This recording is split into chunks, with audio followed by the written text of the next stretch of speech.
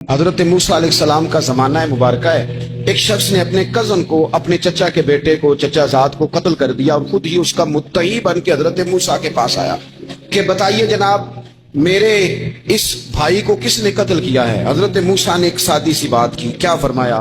وَإِذْ قَالَ مُوسَىٰ لِقَوْمِهِ إِنَّ اللَّهَ يَأْمُرُكُمْ أَن تَذْبَحُوا بَقَرَةً۔ حضرت موسیٰ علیہ السلام نے اپنی قوم سے کہا کہ اللہ تمہیں حکم دیتا ہے کہ ایک گائے ذبح کرو، گائے کا کچھ حصہ مقتول کو مارو، وہ خود اٹھ کے بتا دے گا مجھے کس نے قتل کیا ہے۔ یہ پہلا سپارہ ہے قرآن مجید کا، آپ اس کو دیکھ لیں، یہ آیت نمبر 67 سے شروع ہو رہا ہے۔ تو اب وہ چونکہ ذبح کرنا نہیں چاہ رہا تھا، اس کو پتا تھا کہ مجرم تو میں خود ہوں، وہ ذبح چونکہ کرنا نہیں چاہ رہا تھا، اس سے کہا کہ مارو ایک حصہ گائے کا، اس کو تو یہ اٹھ کے بتا دے گا۔ تو اس نے جواب کیا دیا؟ قالوا اتتخذون ہزوا، کہنے لگا آپ میرے ساتھ مذاق کرتے ہیں، کبھی ایسا بھی ہوا ہے؟ قال اعوذ باللہ ان اکون من الجاہلین۔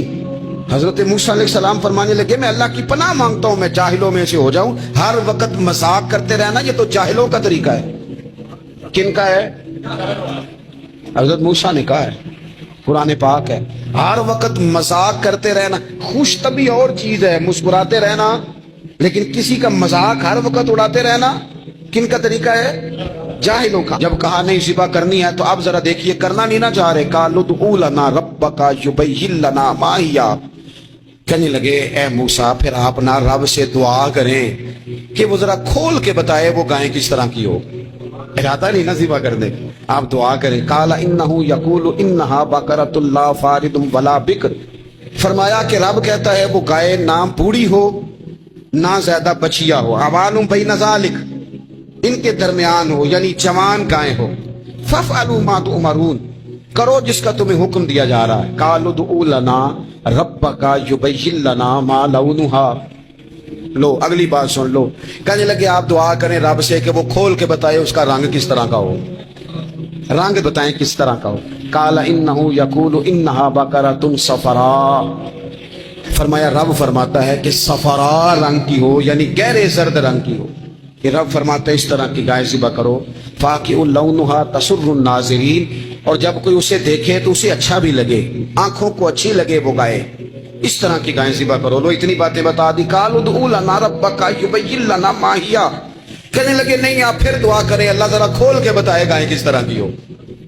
ان البقرہ تشابہ علینا، ہمیں ذرا گائیں پر شبہ پڑ گیا ہے کس طرح کی ذبح کرنی چاہیے۔ وَإِنَّا انشاءاللہ لمہتدون، اگر اللہ نے چاہا تو ضرور ہم ہدایت پا جائیں گے۔ پھر اللہ تعالیٰ نے فرمایا کہ قال انہ یقول انہا بقرۃ لا ذلول تثیر الارض، گائیں اس طرح کی ہو کہ وہ کبھی کھیتی میں نہ چلائی گئی ہو، یعنی اس کو کبھی کام نہ اس سے لیا گیا ہو۔ بیل کو لوگ لگاتے تھے نا، جو کام آج ٹریکٹر سے لیا جاتا ہے وہ گائے بیل سے لیا جاتا تھا، تو وہ کھیتی باڑی کے کام نہ اس کو لگایا گیا ہو، ولا تسقی الحرث، اور نہ اس سے پانی نکالا گیا ہو، نہ کھیت چلانے ہل چلانے میں لگائی گئی ہو، اور وہ جو کنواں ہوتا تھا جس کے گرد گائیں گھومتی تھی، تو کہا وہ بھی کام اس نے نہ کیا ہو گائے نے۔ مسلمۃ لا شیۃ فیہا، وہ ہر عیب سے پاک ہونی چاہیے۔ قالوا الآن جئت بالحق، اب کہنے لگے اب آپ صحیح بات لے کے آئے، اب سوال ختم ہو گئے نا، کہنے لگے اب آپ بات فذبحوہا، انہوں نے ذبح کر دی۔ وما کادوا یفعلون، پر ایسا کرتے نظر آتے، لگتا نہیں تھا کریں گے ذبح پر ذبح۔ اچھا یہ گائیں پھر ملی کیسے؟ امام خازن کہتے ہیں کہ ایک نیک آدمی تھا، تو اس کا آخری وقت آ گیا، تو اس کے پاس جو کل جمع پونجی تھی وہ ایک بچیا تھی، گائیں کی بچی، بچیا ویڑی، اس کے پاس وہ ایک بچیا تھی صرف۔ تو اس نے اس طرح کیا کہ اس کی گردن پر ایک مہر لگائی، اللہ کے نام پر بطور امانت اس نے اس کو جنگل میں چھوڑا، کہ یا اللہ میرا بیٹا ایک ہی ہے وہ بھی چھوٹا ہے، اس کی حفاظت کرنا اور میرے بیٹے کو پہنچا دینا۔ بچہ بالغ ہو گیا، اس کی ماں نے کہا بیٹا جو امانتیں رب کے پاس رکھوائی جائیں نا ان میں خیانتیں نہیں ہوا کرتی، جا کے جنگل میں آواز دے تیری گائے واپس آ جائے گی۔ اس نے جا کے جنگل میں آواز دی کہ وہ جو میرے باپ نے امانت رکھوائی تھی وہ کدھر ہے؟ وہ نشان لگی ہوئی گائیں دوڑتی ہوئی اس کے پاس آئی۔ واللہ خیر الرازقین، جب رب بندوبست کرے، جب اللہ بندوبست کرے تو پھر معاملہ اور ہوتا ہے۔ وہ گائے آ گئی، اب اس نے کیا کیا اس نوجوان نے کہ وہ گائے گھر لایا، ماں سے آ کے کہا کہ اماں یہ تو اللہ نے فضل کر دیا۔ ماں کہنے لگی پتر حالات ہمارے خراب ہیں، منڈی میں لے جا اسے بیچ دے، لیکن سودا میری مرضی کے بغیر طے نہ کرنا. کس کی مرضی کے بغیر؟ کس کی؟ اماں کی مرضی. اور سنو یار، تھے کچھ لوگ جن کو لوگوں نے تانے بھی دیے کہ تم ماں کے پیچھے لگ گیا ہے. لوگوں نے بڑا کچھ کہا، پر جو ماں کی مرضی پہ لگے ناکام نہیں ہوتے زندگی میں. یہ دیکھو ماں کی مرضی پہ لگا. اس کی قیمت کتنی تھی گائے کی؟ بڑی مہنگی تھی، پر 3 دینار کی تھی. منڈی میں لے گیا، 3 دینار اس کی قیمت لگ گئی. تو ماں نے کہا تھا میری مرضی کے بغیر سودا نہ کرنا. اب بچے تو نہیں نہ مانتے، اماں کو کیا پتا باہر بزنس کیا ہے، لین دین کیا ہے. پر ماں نے کہا تھا میری مرضی. بندہ دے رہا ہے اسے 3 دینار. اس نے کہا کہ میں نے طے تب کرنا ہے، ڈن تب کرنا ہے، پہلے اماں سے پوچھنا ہے. گھر جا کے اماں سے پوچھا، اماں کہنے لگی دے دے. واپس آیا تو اس نے کہا کہ میں 6 دینار دیتا ہوں، پر میری شرط ہے ماں سے نہیں پوچھنا. اس نے کہا تو 12 بھی دے. ڈن تب بھی ہونا ہے جب اماں نے کہنا ہے.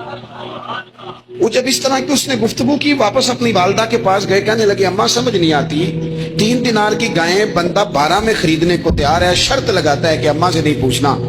تو والدہ کہنے لگی پتر پہلے اس سے جا کے پوچھ کیا وہ ہے کون.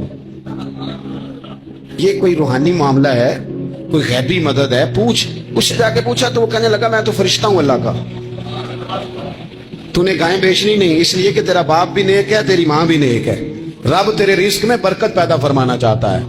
ماں باپ نیک ہونا، رزق میں برکت ہو جاتی ہے. ماں باپ نیک ہوں، ان کی صالحیت کا اثر پہنچتا ہے بچوں تک. رزق حلال کما کے لانے والے ہوں تو گھر میں برکت ہوتی ہے.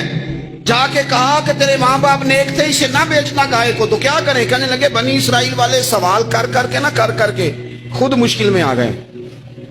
اب وہ ایسی گائے جو جوان بھی ہو، یہاں تو ہر غریب آدمی اپنی گائیں یہاں لگا دیتا ہے، کھیتی باڑی میں یہاں لگا دیتا ہے، کنویں میں پانی نکالنے میں، تو یہاں تو ہر ایک کی گائیں. تو ایسی گائیں جس کا رنگ بھی اتنا پیارا ہو، زیادہ بوڑھی زیادہ بچی بھی نہ ہو، اور ابھی تک کھیت میں بھی نہ لگی ہو، وہ سوائے تیرے کہیں نہیں ہے. اس نے کہا چل پھر مہربانی کر بتا میں کتنے کو دوں گائیں، اگر وہ آ جائیں تو کتنے کو بیچنی ہے. اسے کہنا کوئی نہیں، ریٹ تو زیادہ کرنا ہی نہیں. ان سے کہنا گائے کے اندر سے گوشت نکال دیں اور جتنا گوشت ہے اتنے پیسے بھر دیں، اس کی کھلڑی بھر دیں. اب وہ بنی اسرائیل والے ڈھونڈتے پہنچ گئے. کہا جناب گائیں 3 دینار کیا 6 لے لو. اس نے کہا نہ بھائی، ذبح کروں گا، گوشت نکالوں گا، جتنا وزن گوشت کا اتنے پیسے بھرو گے کھال میں تو پھر گائے تمہیں ملے گی. اب مجبور تھے، کیا کرتے؟ ابن کثیر حدیث لائے ہیں، امام سیوطی نے در منصور میں بھی لکھی ہے. نبی پاک صلی اللہ علیہ وسلم نے فرمایا سنو جوانوں، اور اسے دل کی تختی پہ لکھو. نبی پاک علیہ السلام نے فرمایا اگر بنی اسرائیل والے زیادہ سوال نہ کرتے تو اتنی مشکل کا شکار نہ ہوتے. انہوں نے سوال اتنے کیے کہ چارہ نہیں ہے اب ان کے لیے، چارہ نہیں ہے اب ان کے لیے کہ یہ ادھر ادھر جا سکے. مجبوری بن گئی، یہی گائے خریدنی ہے، یہی لے جانی ہے. اب اتنا سارا مال جمع کر کے وہ گائے خریدی، ذبح کی. تو مقتول کو جب اس کا ایک حصہ مارا تو اس نے اٹھ کے کہہ دیا یہ جو مدعی بنا ہوا ہے نا، یہی تو میرا قاتل ہے، یہی تو میرا قاتل ہے، یہی تو ہے، اس نے یہ سارا کام کیا.